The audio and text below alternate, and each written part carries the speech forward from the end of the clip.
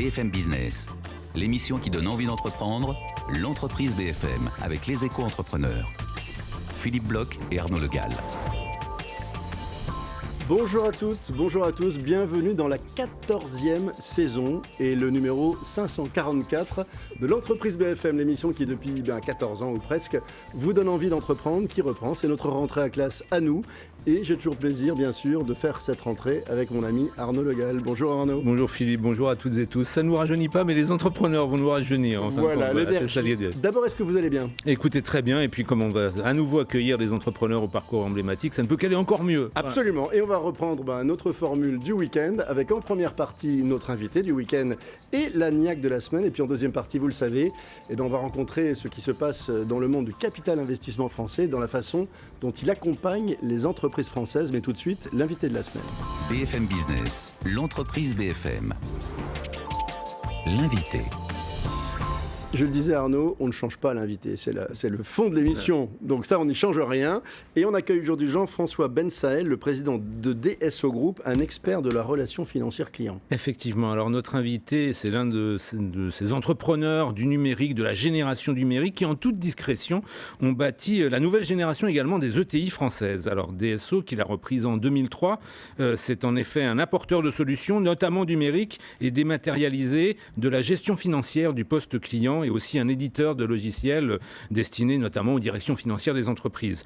Alors il y a des chiffres dans ce métier-là, ce qui représente une certaine continuité pour ce normalien, filière scientifique, agrégé de maths, ce brillant sujet, diplômé également de Sciences Po et ingénieur du corps des mines, excusez du peu. Il y avait donc plutôt a priori un profil de haut fonctionnaire, voire de membre de cabinet ministériel et peut-être plus si affinité. Oui, mais parce que son premier job d'ailleurs, excusez du peu là encore, était chargé de mission auprès du préfet de région Île-de-France. Oui, mais le virus de l'entrepreneuriat était là, à travers notamment son intérêt, qui ne s'est jamais démenti en fait, pour la technologie appliquée à des questions complexes et à la vraie vie, notamment des entrepreneurs. Alors une première entreprise dans le domaine de l'environnement, une deuxième dans le domaine des vaccins, les deux en tant qu'associés, et puis il se lance en solo, une première société dans le domaine émergent des télédéclarations, et donc ensuite la reprise de DSO, une entreprise qui compte aujourd'hui plus de 800 salariés, qui a réalisé d'ailleurs cette année une opération de croissance externe en reprenant une filiale de BNP Paribas, une ETI donc qui ne manque pas d'ambition, et il va nous en dire un peu plus dans les minutes à venir. Merci Arnaud, bonjour Jean-François. Bonjour.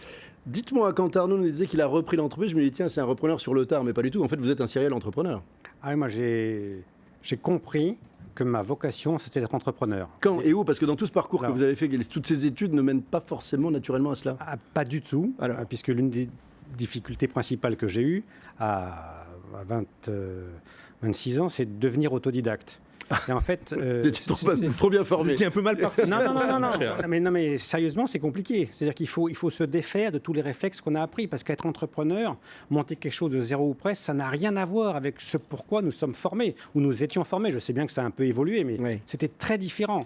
Et donc, c'était une grande difficulté. C'est comment se changer soi-même, comment devenir un autre. Ok, mais pourquoi avoir dû faire qu'est-ce qui s'était passé dans votre tête après toutes ces études ? Moi, j'avais vraiment inculqué par mes parents le sens de l'État, la mystique républicaine chevillée au corps. Et quand je suis rentré dans l'appareil d'État, c'était mon premier poste d'ingénieur des mines auprès du préfet de région Île-de-France, eh bien, j'ai eu le sentiment que de la crise de l'État à venir. On était en quelle année ? On était en 89. D'accord. J'ai eu le sentiment que les outils dont l'État avait à disposition, ses solutions, sa façon de faire, son management des ressources humaines, eh bien, allaient rentrer dans une crise grave. Intéressant. Et je me disais, mais comment je pourrais être utile à mon pays, puisque je crois qu'il faut changer, comme me concernant. Eh bien, je crois que c'était en créant des emplois. J'étais vraiment omnubilé par 89, c'était le chômage, la permanence du chômage. Et je me disais, mais puis j'avais beaucoup d'énergie, je dois dire, à l'époque, comment être utile. Voilà. Mais Jean-François, vous auriez aussi pu faire le pari de changer l'État, à la limite. Oui, mais bon, alors, politique. Je suis assez modeste par rapport à l'enjeu, mais lucide. Et puis, je vais vous dire, au fond de moi-même, je ne croyais pas à la capacité d'un petit jeune, ce que j'étais, qui avait comme seule qualité que d'avoir lu des bouquins et de les avoir bien restitués. Je ne croyais pas à la capacité d'un petit jeune à apporter vraiment quelque chose de neuf. Alors comment on fait cette cure de désintoxication ? De détox business. Le détox business. Voilà. Il n'y a pas encore de management, de master en détox business. Vous allez pouvoir l'inventer. Il faudrait l'inventer. En prenant des coups. D'accord ? En fait, il faut comprendre qu'on n'est plus protégé, on monte sur un ring, puisque ça, être entrepreneur, c'est vous montez sur un ring, d'accord ? Vous chaussez vos gants, et puis advienne que pourra. Et donc voilà, j'ai pris des coups, je me suis transformé, j'ai appris de mes échecs. Et puis, bon, c'est jamais terminé. Le jour où je pense que j'aurais terminé d'apprendre de mes échecs, c'est terminé pour moi. Pour le coup, c'est fini. Alors, c'est étonnant que vous en parliez si tôt, parce que vous avez quand même grandi dans un système où, quand on est un sujet aussi brillant que vous, on vous apprend que justement, on est dans le déni de l'échec. Voilà, vous ne pouvez pas échouer. On l'était, en tout cas. Je ne sais pas si on l'est encore, mais on l'était à l'époque. Dans cette génération-là, oui, cette génération, bien sûr. Formation, c'est quand même assez monolithique. Tout à fait. Et ça n'a pas été un choc un peu trop brutal ? La première fois où vous vous êtes planté, et c'est normal encore une fois de se planter. Et puis dites-nous ce qu'était cet échec aussi, parce que... Non, mais j'ai pas eu de ma première boîte, ça s'est vraiment très bien passé. Mais sauf qu'on a des échecs au quotidien. On a une certaine idée de la réalité parce qu'on pense que tout vient de nous, d'accord ? Ouais. On sait répondre à tout vient de nous d'ailleurs. Bah, c'est pas vrai. En partie au début. Quand on est dans un monde hyper concurrentiel, ça vient de partout. Partout, d'accord ? Donc comment on gère cette complexité des concurrents, des clients ? Donc c'est ça qu'il faut apprendre. Il faut être capable de se remettre en question, donc ça prend du temps, et de comprendre comment on doit se changer, comment on doit se changer dans l'écoute des autres fondamentalement. Parce qu'on est formé pour être finalement très auto-centré sur nous-mêmes. Mais comment est-ce qu'on se forme par l'expérience, par la vie, à l'écoute des autres, de ses collaborateurs, de ses clients. Mais c'est quoi ces coups que vous évoquez, en fait, Jean-François Benfeld ? Non, j'ai eu des échecs, j'ai perdu des affaires, enfin, j'ai mal géré au départ des relations humaines. Il y a eu des dépôts de bilan ? Ah non, jamais. Jamais. Non, honnêtement, pour mes boîtes, elles sont vraiment très bien développées. Oui. Il s'agit du succès des entreprises, oui. Mais c'est pas parce que au quotidien, il y a eu tous les jours des emmerdes. Il faut. Et qu'est-ce qui fait qu'on les surmonte ? Voilà, pour donner envie à ceux qui se lancent aujourd'hui de leur dire vous allez en avoir plein. La conviction que l'enfer, c'est pas les autres, mais c'est soi-même. Ah oui. C'est-à-dire que la conviction que dans ce que les autres vous disent, il y a beaucoup à prendre. Il y a beaucoup à s'enrichir de ce qu'ils vous disent. Que ce soit, on dit toujours vos clients, et vos collaborateurs. C'est magnifique. On a construit dans les différentes entreprises, c'est ça que j'ai fini par comprendre. J'espère que bien le faire dans DSO Group. Mais je cherche à construire dans mes entreprises une vie collective dans laquelle nous sommes les uns les autres responsables, des uns des autres, et dans lequel on essaye de s'écouter, de discuter, de construire un avenir. Ah, bien sûr, j'ai un rôle particulier, mais tout le monde a un rôle particulier aussi. Dans votre toute première expérience entrepreneuriale, comme je le rappelais tout à l'heure, vous étiez associé. Donc il y a eu cette dimension collective tout de suite. Ça vous a formé ? Ça vous a permis de faire une sorte de MBA oui. Parce que notre d'équipe. Formation, enfin à l'époque, parce que ça a un peu changé, hein, on a découvert le mode projet, on a découvert le fait de faire des choses ensemble à l'école ou à l'université. Oui, nous on était très, très, très individualistes. On était tout seul. Effectivement, là, on s'ouvre au collectif. Et que c'est qu'une entreprise, que c'est qu'un projet entrepreneurial, c'est du collectif. C'est une équipe de gens qu'on réunit sur une idée, sur une problématique, sur une technologie, puis après on développe. Alors ça fait, on le rappelait tout à l'heure, un joli parcours entrepreneurial avec plusieurs entreprises. Hein. J'en ai cité 4. 2 d'abord en tant qu'associé, 2 ensuite que vous avez porté de manière un petit peu plus personnelle. Le fil conducteur de toujours tout associé d'ailleurs. Hein. Toujours associé, d'accord. Toujours une temps, dimension. Alors c'était effectivement mes tablettes n'étaient pas assez précises pour les toujours été dernières. Associé, voilà. Donc toujours cette dimension collective, mais le fil conducteur, parce qu'on est passé du domaine de l'environnement plutôt, dans le domaine ensuite de la santé. Le fil conducteur, c'est de l'apporter de la technologie. Je mets un peu à part la santé parce que c'était vraiment une recherche personnelle, donc qui n'est pas reproductive. Sur du vaccin, c'est un peu spécifique, mais qu'il s'agisse de l'environnement au départ, qu'il s'agisse de la télédéclaration, de la fonction comptable ou fiscale, qu'il s'agisse maintenant de la fonction encaissement, recouvrement. Chaque fois, j'ai cherché à apporter de la technologie à des fonctions, à des métiers qui étaient plutôt rétifs, qui étaient plutôt fermés naturellement. Et donc, la technologie a été pour moi, et c'est ça qui m'intéresse, c'est ça qui me fait vivre, c'est changer la donne. C'est comment est-ce qu'on arrive à changer la donne. Parce que c'est nécessaire, parce que le monde change, le monde s'ouvre. Comment est-ce qu'on change la donne avec la technologie ? Comment on apporte beaucoup plus de valeur à nos clients ? Alors Jean-Noël, en 2003... C'est Jean-François. Jean-François, pardonnez-moi. La technologie n'avait rien à voir avec ça d'aujourd'hui. Pour autant, qu'est-ce qui se passe en 2003 dans cette reprise de DSO ? Qu'est-ce que vous y voyez ? Quelle est votre vision ? Et qu'est-ce que vous en avez fait si on vient maintenant sur cette dernière aventure qui est forcément celle qu'on a envie de creuser un peu ? L'idée de départ, c'était de construire une plateforme d'intermédiation entre les grands comptes et les professionnels du droit. D'accord. Et sur une fonction qui était la fonction encaissement, avec une sous-fonction qui est la fonction recouvrement. Eh bien, voilà 2 mondes qui étaient plutôt, disons, auxquels la technologie, ça ne disait pas grand-chose. Quand je dis la technologie, c'est-à-dire ce que le numérique peut apporter. Vraiment, ça ne leur disait pas grand-chose. Et je me disais, c'est pas possible que ça reste en l'état. Il va nécessairement se passer des tas de choses. Voilà, et en 2003, DSO, c'était quoi ? DSO, c'était 7-8 personnes. D'accord. Quelles compétences? Vous rachetez quelles compétences à l'époque? Un peu de compétences informatiques et une vision de ce positionnement-là, une idée. D'accord. Voilà. Un fondateur visionnaire ou bien c'est vous qui le devenez? Non, le fondateur avait été visionnaire, ils avaient mal géré, mais le fondateur avait été visionnaire, absolument. Il avait une idée qui était cette idée-là, que moi après, j'ai transformée, élargie. Enfin. Vos clients, ce sont en particulier des grands comptes, dans le domaine de la téléphonie, de la banque également. C'est tous les grands facturiers, tous ceux qui ont beaucoup de clients. Exemple. Évidemment, on pense évidemment aux télécoms, les Orange, les EDF, on pense aux banques, aux assurances, mais aussi aux grands acteurs du B2B. Dans les grands acteurs du B2B, vous avez on a un client dont on parlait ce matin ou quelques jours dans la presse, qui s'appelle Imeris. Ils ont plein de clients, d'accord ? Et qu'est-ce que vous leur apportez de singulier? Quel est votre discours de marque pour les convaincre qu'effectivement, ils ont intérêt à faire appel à un apporteur de solutions et pas simplement se reposer sur les talents de leur DAF, quoi? D'abord, nous, on ne fait que ça. C'est le principe de la niche. D'accord, nous dévouons toute notre énergie à notre métier. On est très très accrochés au potentiel des marchés de niche B2B dans ce Voilà, c'est ça. Voilà, nous, c'est potentiel marché de niche B2B. Qu'est-ce qu'on leur apporte? On leur apporte la capacité à faire en sorte que leurs clients les payent les plus vite possible, à moindre coût, qu'il n'y ait pas d'impayés. On fait en sorte, et c'est le sens de la relation financière client que chez DSO Group, on a développé et pensé, on fait en sorte que toutes les insatisfactions des clients, chaque fois qu'on touche à des questions d'argent, quand les clients ne veulent pas payer parce que le produit n'a pas été livré, parce qu'il y a un retard de livraison, parce que les remises qui devaient figurer sur les factures n'apparaissent pas, parce que le produit est un peu défectueux, parce que quand on parle des particuliers, ils ont changé de banque, donc ils ont un problème de prélèvement, ils ont changé d'adresse, ils ont souscrit des offres en ligne qui ne correspondent pas à ce qu'ils voulaient souscrire au départ. On fait en sorte que toutes ces difficultés soient résolues et aplanies pour que les clients soient le plus fidèles possible à leurs fournisseurs. Jean-François Benzel, pourquoi se contenter du marché des grands comptes, puisque ce type de problématique arrive dans nombre d'entreprises que vous évoquez, mais elles n'ont pas forcément les moyens de ces solutions? Non, elles auraient tout à fait les moyens. Nous, on a démarré par les grands comptes. D'accord. Et oui, c'était en 2003, donc voilà. Non, tout à fait. 14 ans plus tard. Croyez-moi, on en a vu. On en a vu en 14 ans. On a toute une activité mid-market, B2B également aujourd'hui. Oui. Le seul élément, c'est qu'il nous faut des clients qui ont eux-mêmes pas mal de clients. Voilà, c'est le nombre de clients. Alors, il peut y avoir des ETI qui ont beaucoup de clients. Voilà. Donc ça fait partie de notre métier. Arnaud évoquait l'ETI, DSO Group. Aujourd'hui, que pèse l'entreprise en termes d'effectifs, en termes de chiffre d'affaires? 100 millions d'euros environ? Non, 800, pas encore, bientôt, j'espère. Enfin, ça qu'on travaille. Cette année, on va faire 72 millions de chiffres et environ 800 collaborateurs. D'accord. Et votre marché, pardonnez-moi Arnaud, est français, francophone ou mondial? Alors, notre marché, il pourrait être mondial, mais c'est très culturel, c'est très national. Les comptabilités, notamment. Et la relation client, parce que la relation client, c'est très interculturel. La relation client, c'est très culturel. Et nous, on a développé, nos collaborateurs ont la capacité de parler aux clients de nos clients, passent beaucoup de temps. La question de la relation est déterminante. Et c'est très dépendant des cultures nationales, pour le moment. Donc, on est très français.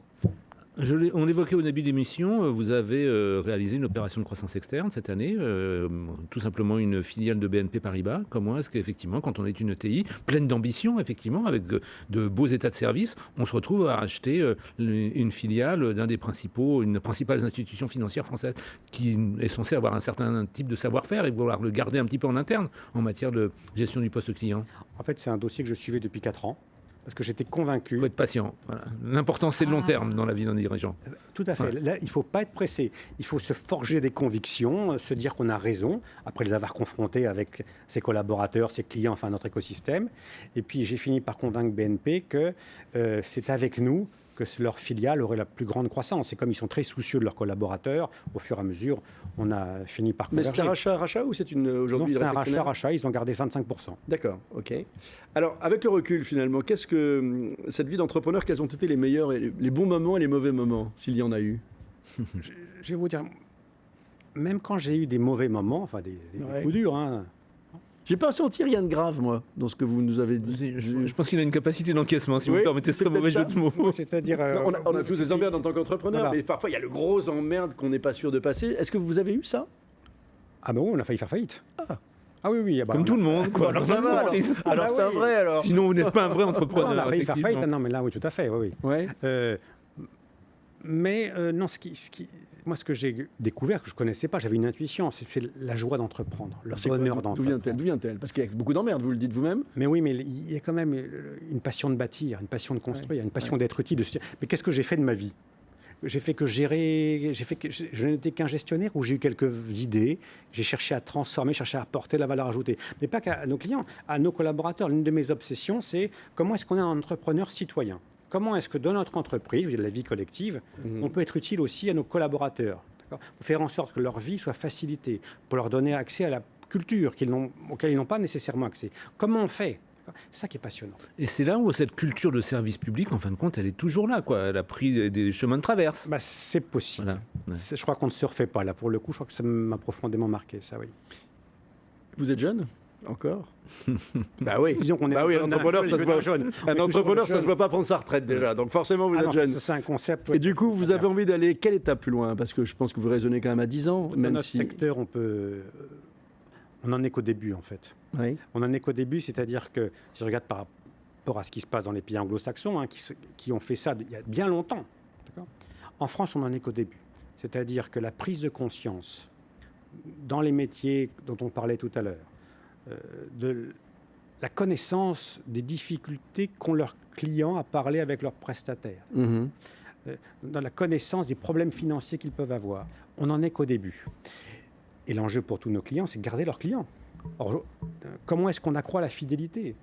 Or, nous, on sait très bien que quand il y a un problème financier, ça incite Ça impacte les relations. Ça impacte la relation. Bien sûr. Et donc là, ça change. Et on est en plein bouleversement dans lequel la banque est en train de prendre conscience de cet enjeu. Parmi beaucoup d'autres. Parmi beaucoup d'autres. Donc c'est partout. Donc on prend conscience de cet enjeu-là. C'est pour ça que moi, je n'ai jamais été aussi enthousiaste. On peut faire bien mieux, bien plus que ce qu'on a fait jusqu'à présent dans les 5 ans qui viennent. Avec la data qui, dans ce domaine aussi, bouleverse justement la relation client, vous permettant de faire des choses qui étaient inconcevables il y a de cela quelques années. Moi, pour le coup, je ne crois pas que la technologie sauvera le monde. D'accord. En revanche, ni l'homme. En revanche, elle apporte une capacité de proposer des solutions à nos clients exceptionnelles. Du sur-mesure. Du sur-mesure. Nous, on a tout un département BI, Business Intelligence, dans lequel on travaille. La data, là, pour le coup, oui, ça va apporter beaucoup. Juste une question, Jean-François, quand je ne vous ai pas posé tout à l'heure, ces différents succès, d'ailleurs, d'entreprises que vous avez quittés, vous les avez quittés pourquoi? Parce qu'il y avait une opportunité de revente et que vous aviez envie d'autre chose? Ou comment est-ce qu'on construit sa vie d'entrepreneur comme ça, d'aventure en aventure? Alors, je vais vous dire, je n'ai jamais réfléchi au sujet, très honnêtement, jusqu'à chez DSO Group. C'est peut-être pour ça. Oui. La première fois, on a été racheté par Dow Chemical. On s'est pas posé la question. Bon. Il y a des offres qu'on ne refuse pas. Voilà. Oui, voilà. La deuxième fois, on a été consécuté. La troisième fois, c'était revendu à un industriel. Mais là, j'ai pris conscience que je ne voulais pas faire que des startups, valider des technologies, des idées, mais je voulais vraiment construire une vraie ETI. Mon obsession, c'est comme on dit toujours, en France, on a plein de technologies, on a plein d'idées, mais il manque des ETI à la française. Mon obsession, c'est peut-être la culture du service public, c'est comment est-ce qu'on construit de belles ETI à la française. Et avec le recul, justement, la clé du succès de DSO Group, tel que vous l'aviez rêvé, c'est plutôt quoi? C'est la culture, c'est le partage, c'est la responsabilité citoyenne, c'est quoi? Par rapport à tout ce que vous avez évoqué. Ouais. S'il y avait un seul élément qui explique... Le mot-clé pour moi, c'est responsabilité. La vôtre? Celle de tout le monde? Celle de l'entreprise? Tout le monde. Comment elle se pratique? Comment est-ce qu'on en fait une culture? Grosso modo, mon obsession, c'est on ne prend pas de décision. Si on veut durer, il faut être juste. Donc la question clé, c'est comment est-ce qu'on est juste dans les relations au sein de l'entreprise? Comment est-ce qu'on est juste vis-à-vis de nos clients? Si on veut durer, et on les a vraiment, nos clients conservés depuis des années, il faut être juste, il faut leur parler, il faut dire la vérité, il faut échanger, il faut ne pas avoir peur de parler, de dire la vérité de ce qu'on pense. Ça peut nous causer des désagréments à court terme, mais à long terme, je suis sûr que c'est gagnant. Voilà la clé du succès de DSO Group, une belle ETI française qu'on a le plaisir de recevoir ce week-end. Restez avec nous, on attaque juste après avec la niaque de la semaine. BFM Business, l'entreprise BFM.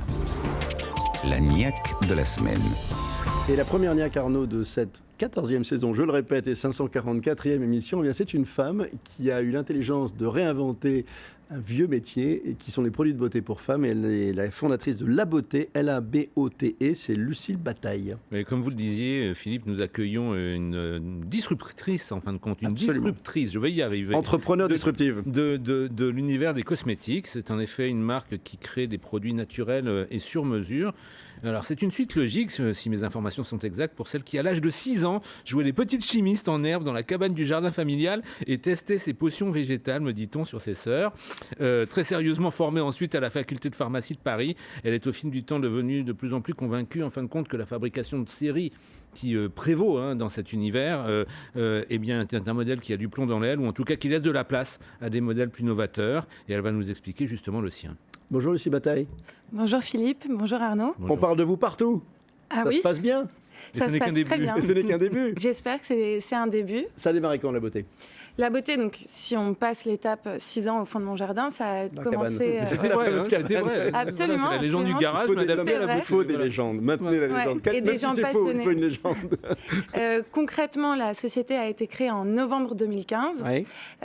J'avais commencé ma thèse. Je m'étais fait une vraie conviction sur ma capacité à réinventer un procédé de fabrication. Oui. Parce que le point de départ, c'était vraiment de se dire, pour remettre en question tout le circuit, il faut quand même savoir fabriquer. Donc, Bien ça a sûr, parce été- que vous allez nous raconter, vous préciser ce que vous faites, c'est-à-dire que chaque femme a son produit Absolument, frais, avec des produits frais, Ouais. correspondant exactement à ses besoins. à ses besoins. Quels sont-ils en termes de quoi? Qu'est-ce qu'on analyse? Quels sont les éléments qui rentrent, les datas qui rentrent dans le mix?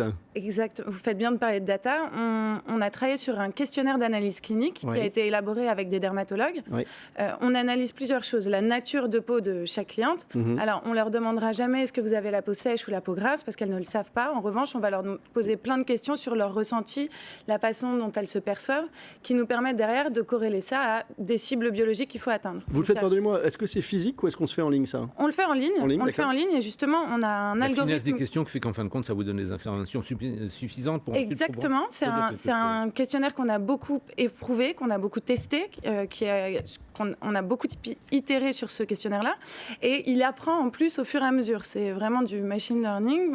Alors pour le moment, c'est assez Intelligence manuel, mais c'est artificielle, big data. Exactement. On investit beaucoup là-dedans, donc on s'intéresse à la nature de peau, à l'environnement dans lequel évoluent nos clientes, leur fragilité, est-ce qu'elles font des allergies ou pas, très important, et puis ensuite à tout leur profil sensoriel qui est souvent un petit peu occulté. Nous, on a juste même la texture et le parfum au goût de nos clientes, et ça fait un produit absolument complet Et on fait quel type de vraiment produit? sur On fait mesure. quel type de produit avec tout ça? Là, on se lance avec du soin. On s'est lancé Ouais. avec du soin, sérum, crème de jour et crème de nuit. Parce que D'accord. à chaque fois, votre formule est étudiée, votre programme nutritionnel est étudié en fonction des besoins de la journée et de la complémentarité des formules. Et on prévoit de lancer en septembre un produit nettoyant. Arnaud? Quand vous vous êtes lancé dans l'aventure, personne ne vous a dit mais il n'y a pas de place pour les indépendants dans cet univers qui est contrôlé par les majors. On est face à des majors de chez Major, là, oui, Voilà. effectivement. Alors, et je suis persuadé que celles et ceux qui nous écoutent vont être ravis de découvrir que oui, il est possible de se faire sa petite place au soleil. Absolument, effectivement, c'est un secteur qui est dominé par des grands groupes. On a une très belle industrie française, Au combien, mais il y a ouais. de la place sur des segments de niche d'abord. Aujourd'hui, le soin personnalisé, De c'est un marché, segment de de niche. niche, voilà. De niche, mais ma vision, c'est qu'aujourd'hui, avec une vraie offre de sur-mesure et un circuit réinventé, vous arrivez à avoir une offre qui est universelle, au contraire, et plus du tout segmentée. Moi, je pense que l'ère de l'industrialisation et de la segmentation à l'extrême, en tout cas dans la beauté, est terminée. Là, on est dans la Et- mass customisation. en fait. Exactement. Alors, du coup, en combien de temps ai-je mon produit qui est fait de produits frais? Ouais. Je crois que c'est bien ça. C'est clé, la fraîcheur est clé. Au Oui. lieu d'avoir une crème qui a 1 an et demi, comme partout ailleurs dans le commerce, Oui. vous avez un produit qui a été créé 5 minutes avant.